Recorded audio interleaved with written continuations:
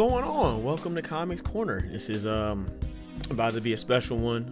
Y'all see what day it is, so you should already know I'm about to talk about love things. So if you don't like romance, skedaddle. No, I'm just playing. I think we all have like a soft spot for romance, and if you are following this channel at all, you have probably seen what I'm about to talk about. But I've been wanting to make a video about their dynamic for some years, and so it's time for me to go ahead and go into it.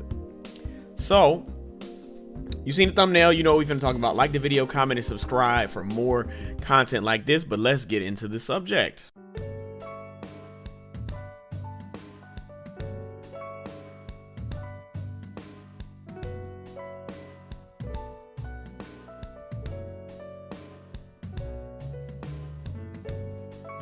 Alright, so let's make it known what I really want to say before I start talking about their dynamic. I think that people who love each other should speak to each other as if they do. And when I say that, I don't mean that you should just be lovey-dovey and tell each other this stuff all the time. I think we should be way more intentional about the way that we confirm our love with each other, right? I think that we live in this place and life is so finite. Life is so short, and we spend most of our time arguing about who brings more to the table, who's nicer to who should pay for what should be expected, and we almost treat each other so transactionally instead of really leaning into the parts of each other that we love. And I think when you really love someone, I think that characteristics really show it. And so for me, I think in anime they do a terrible job of showing this, because a lot of times we get a lot of super misunderstandings that don't get cleared up, at least not in the way they should.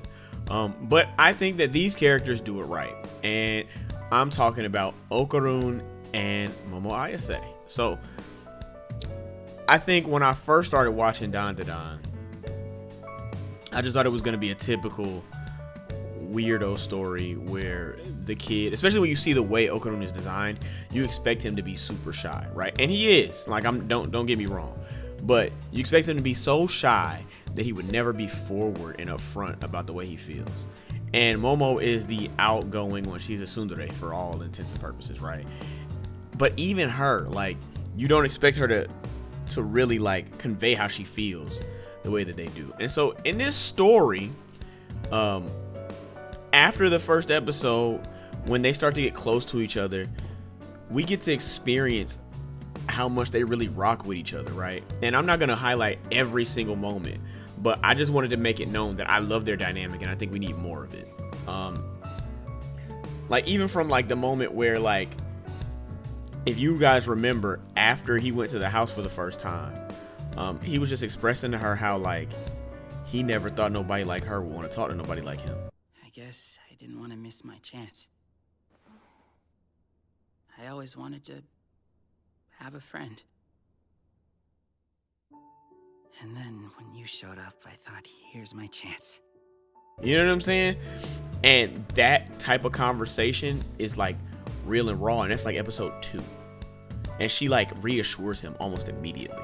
That's not normal. And so that kind of sets the tone for the way that they are going to move forward in the series. So episode 5 is my favorite in season 1, because episode 5, they just got finished with all this nonsense and they go back to school, right? And so I can't remember if I think people are bullying him at the tippity top of the episode, but he says that he can deal with it because, you know what I'm saying, he got Momo, right? Then my favorite part about it after that is they're in their respective classes, and the only thing that they can think about is each other, and it's shown on both ends. So it's a clear mutual thing. I want to talk to this person, right? And so during their break during class, they're on their lunch break, they search for each other, and ironically they were in sync in opposite directions, because when one person would go in one direction, the other person would go in another direction. You know what I'm saying?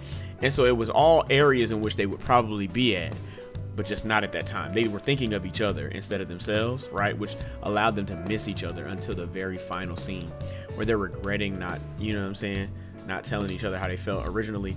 And then they do the little, the teeth kiss thing. All of that to me was just so perfect because it showed us who they really are and why they should be together, in my opinion.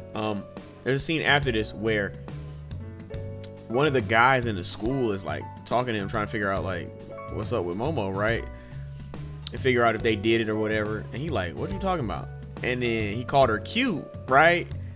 And so he has this little Okarun moment on the inside. He's like, oh, she's cute. Oh. Right? He's like, why did I think of that? But then bro started talking about, is she freaky? I heard she be giving it out. He said she just throwing that wham in a circle. You know what I'm saying?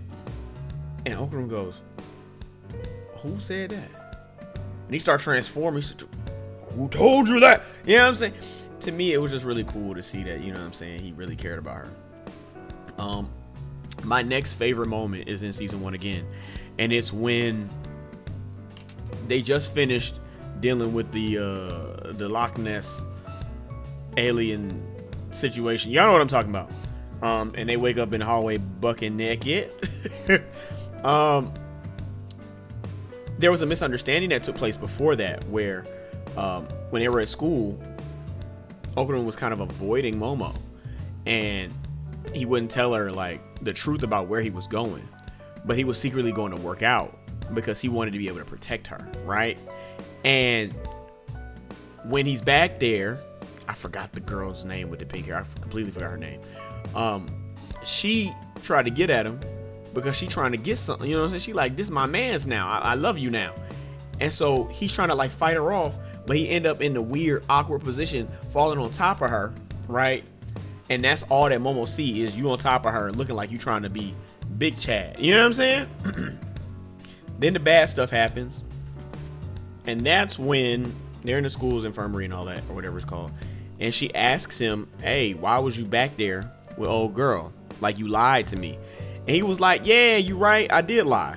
But it wasn't nothing like that. I ain't trying to get her. I wanted to look cool. Like I wanted to get stronger. And so I was working out. And she was like, okay, why you didn't just tell me? He said, because I wanted to look cool for you. That's hilarious. To think you got a weird vein side. Of course I have. It's not weird. I'm a guy. I just wanted you to think I was cool. Right? Like, I thought you would think I was cool if I did this. And that's not... He was so direct in his communication. You know what I mean? And you could tell that she received it and respected it, and then I like that she went on to tease him afterwards, right? It was cute, and it was one of those moments that, you know, allowed for Okarun to be his natural self, right? Show who he really was to her and what he was considering, and she would accept him, and you know she like it. I just like stuff like that. I love things like that.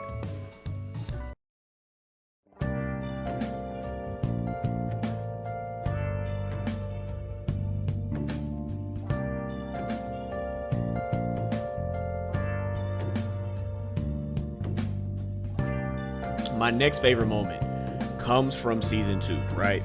And you could talk about a lot of things because there is one moment in particular where, so y'all know Gigi, he turns into Evil Eye. And so anytime he gets wet, you know, he transforms. So there was a moment in time where, technically I can talk about this first and then go into that because the thing that I'm talking about right now happens after the thing that I really want to talk about. So Momo needs a job. And so she gets a job at a maid cafe. And so her friends at school basically kidnap Okarun and bring him to the maid cafe. And it's funny, it's cute watching him be like, I'm not buying nothing in here, nah, until he see her. And then he's stuck. Like watching him be stuck on her the whole time is hilarious. And making sure he buys something because she's the one serving him is hilarious. And watching how embarrassed she gets looking at him, like knowing that it's him looking at her do the job, is hilarious, right? And so there's a moment where they all walk outside and her friends are about to leave, and Okarun's like, I want to stay, right? So they leave him. They took a little picture and all that, so he got the picture. They put the picture in his pocket.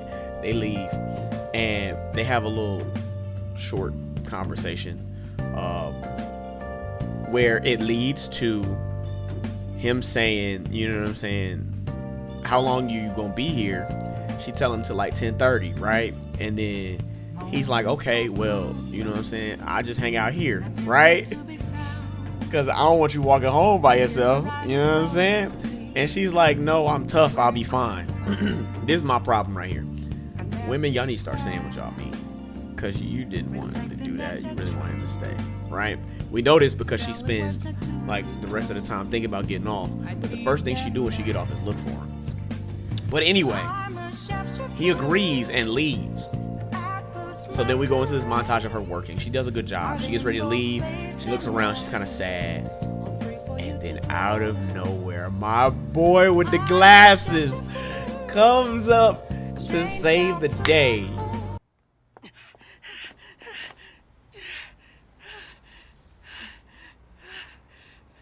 Nice work, son. Did you have fun today? Well, I guess. I thought you went home. And that's my man. Look, he knew what she wanted. He came back, you know what I'm saying, and he kind of reaches for a let's go, like with her hand, you know what I'm saying, and he pull it back. But I know she's seen it because she walks up and grabs his lingering hand, and they walk home. I was like, this is what this is. This is love right here. You know what I'm saying? And I think that it's moments like this, right? Like, if he hadn't pushed the envelopes, like, I want to be here to walk you home, you know what I'm saying? Even though she said no, in her heart, she was like, that's beautiful. I really wanted him to walk me home, right? And that's why she looked for him when he left. And if he didn't reach for the hand, she wouldn't have reached for the hand. You know what I'm saying? And so now they have this beautiful moment that is ended by Gigi on accident, right? Because they get home and their respective love interests find out they was all alone together, right? And so old girl spills some cold drink on Gigi. They try to change him back. But he turns into Evil Eye, and he's holding Momo. And he's like choking her out. He's choking her. And she spits hot water on him perfectly. But then Gigi's like, are you all right? And my favorite thing is that Okarun walks up, small as he is, grab the, get out of here, like move, like that's my lady. You know what I mean? I just thought it was dope. I'm sure that they'll have more moments to come that will feed into this idea that I have of their dynamic, where they're honest with each other, even in moments where they're trying to be more shy and less open, right? They still have a level of honesty with each other that is refreshing in this style or this side of the anime space, right? Because in most romance, we experience people that love each other, but they act like they don't love each other, and we know it, but they just act like it forever. Like, take Inuyasha and Kagome as a perfect example.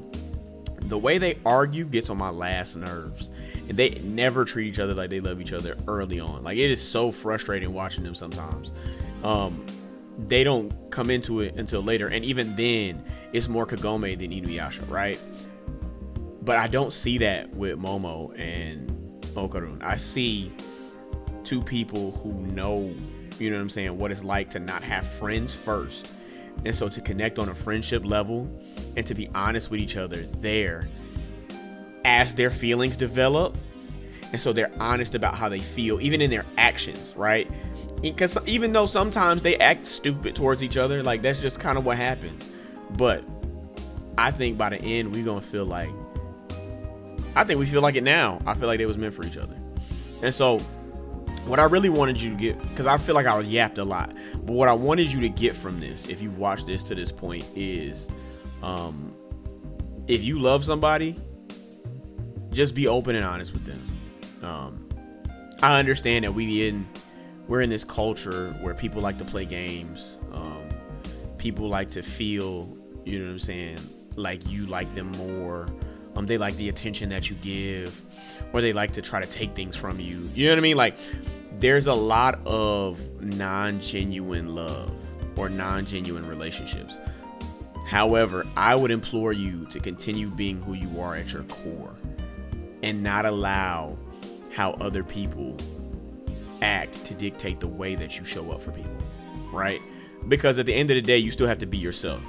And when you do meet someone who can see who you are for real, then at no point are you going to feel like the effort that you made wasn't enough or wasn't appreciated, especially when you didn't do it to make them see you in the first place. You did something genuinely out of your heart.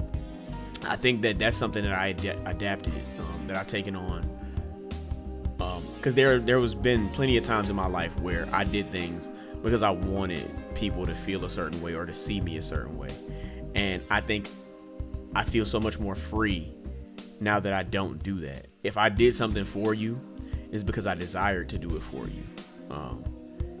And so even if you stab me in the back, the blade breaks, because that was never where my heart was. My heart wasn't in you reciprocating. My heart wasn't in you loving me for what I did.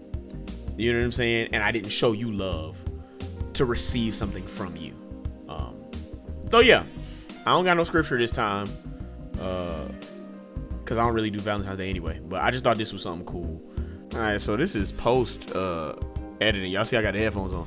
So I was thinking about how I said I didn't have a scripture for this because I don't do Valentine's Day. But when I was listening to myself describe like why I do actions, I couldn't help but think of the gospel, right? And how Christ, the Messiah, Yahusha, the God he serves, the God that we serve, out of loving us first, sent him to die for us, right? And so his action is not indicative of our desire to follow him. Rather, our desire to follow him is a response to it, right? And so I just think that in the same way, we should be that way with people that we love and care about, right? Like, it shouldn't matter necessarily how they respond. Obviously, don't be a pushover, but like, you know what I mean? Like, the love that you show people is never just because of what you can get back from it. But it is a conscious decision in the same way that the Most High God made a conscious decision to love you. Does that make sense? If you enjoyed the video, like, comment, and subscribe. There will be more video essay style things. I'll try my best to keep this rolling because I really enjoy videos like this. Thank y'all so much for watching. I hope you enjoyed Down to Down. Down to Down a little strange for some of y'all. I'm just gonna keep it a buck. It's not the typical type of show. Like, the way I make it sound, this show weird. I just want you to know before you get into it. So thank y'all so much. I'll see you guys in the next one. We out of here.